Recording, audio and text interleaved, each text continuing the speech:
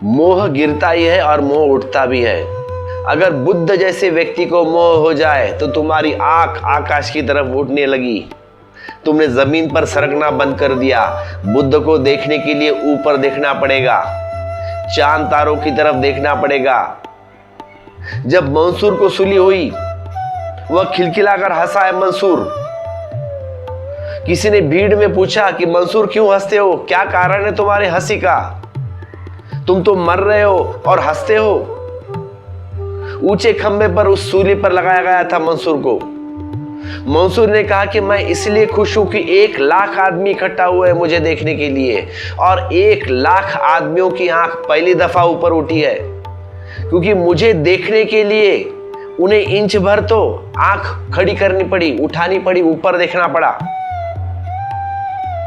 यह क्या कम है कि तुम्हारी आंख जमीन में गड़ी रहे, सदा से सदा जमीन में गड़ी है। चलो आज मेरे बहाने सही थोड़ी तो आंख तुमने ऊपर उठाई।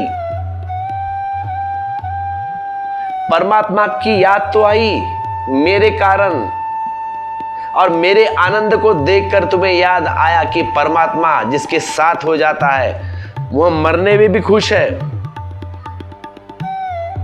और जिनके साथ परमात्मा नहीं है वह जीवन में दुख है। ये तुम भूल न सकोगे। तुम्हें मेरी मुस्कुराहट सदा याद रखेगी। तुम चौंकोगे कि मरते समय मंसूर हंस रहा है। मैं तुम्हारे सपने में आऊंगा। कभी कभी शांति के क्षणों में मेरी तस्वीर फिर तुम्हें याद आएगी कि कैसा मंसूर था, मरते वक्त हंस रहा है। यही क्या कम है, मेरा इतना तो उपयोग हो सका। मरना तो सभी को पड़ता है मेरे भाई। 1,00,000 आदमी के दिल में मेरी तस्वीर टंगी रह जाएगी। शायद मेरे कारण उन्हें परमात्मा की याद आ जाएगी।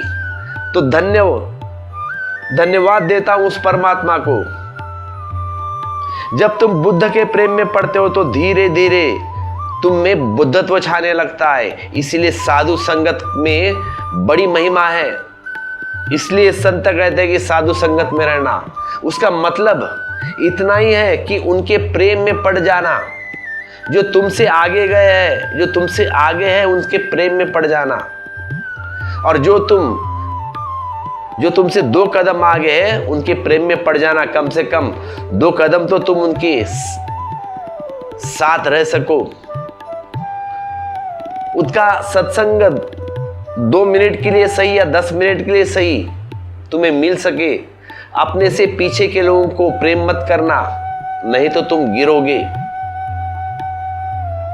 अपने से आगे से लोगों को प्रेम करना, अपने से उच्चतर लोगों से प्रेम करना, तो तुम वैसे हो जाओगे। जो बोएगा वही पाएगा, तेरा किया आगे आएगा।